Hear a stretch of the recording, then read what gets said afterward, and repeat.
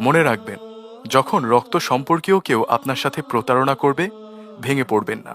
মনে রাখবেন, হজরত ইউসুফ আলাইহাসাল্লাম আপন ভাইদের দ্বারা প্রতারিত হয়েছিলেন, কিন্তু এরপরেও তো তিনি থেমে থাকেননি, বরং সফল হয়েছিলেন। যখন পিতামাতা আপনার প্রতিপক্ষ হয়ে দাঁড়াবেন, ভেঙে পড়বেন না। মনে রাখবেন, হজরত ইব্রাহিম আলাইহাসাল্লাম নিজ পিতার দ্বারাই আগুনে নিক্ষিপ্ত হয়েছিলেন, আর সেই আগুন তো তার একটা পশমও পোড়াতে পারেনি। যখন ঘোর বিপদে পতিত হয়ে বের হয়ে আসার আর কোনো উপায়ন্তর খুঁজে না পান, আসার শেষ আলোটুকু দেখতে না পান, ভেঙে পড়বেন না।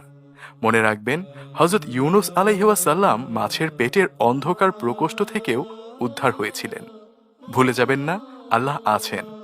আলো বাতাসও যেখানে পৌঁছতে না পারে, সেখানেও আল্লাহর রাজত্ব চলে। যখন আপনার বিরুদ্ধে অপবাদ আরোপ করা হবে আর গুজবে দুনিয়া ছড়িয়ে যাবে, ভেঙে পড়বেন না, এসবে কান দেবেন না। মনে রাখবেন, হজরত আয়েশা সিদ্দিকা রাদিয়াল্লাহু আনহায়ের বিরুদ্ধেও অপবাদ আরোপ করা হয়েছিল, কিন্তু দিন শেষে তা সততা এবং সৎ চরিত্রের আলোকেই ছড়িয়ে পড়েছিল সব দিকে। যখন আপনি অসুস্থ হয়ে পড়বেন, ব্যথায় কাতরাতে থাকবেন, ভেঙে পড়বেন না। মনে রাখবেন, হজরত আইয়ুব আলাইহাসাল্লাম আপনার চেয়েও 1000 গুণ বেশি অসুস্থ ছিলেন।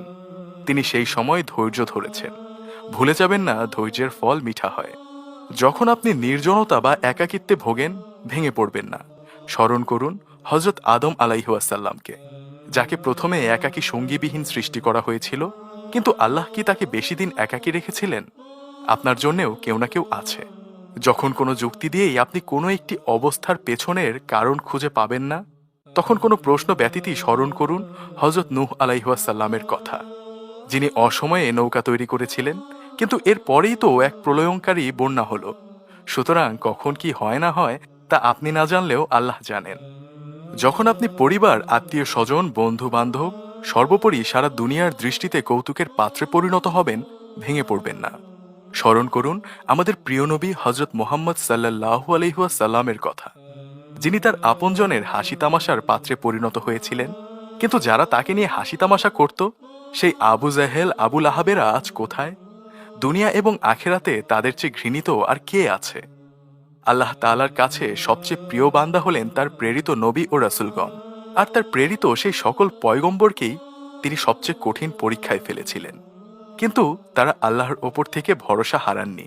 তারা ধৈর্য ধারণ করেছিলেন, আর এর ফলে তারা একসময় সফলও হয়েছিলেন।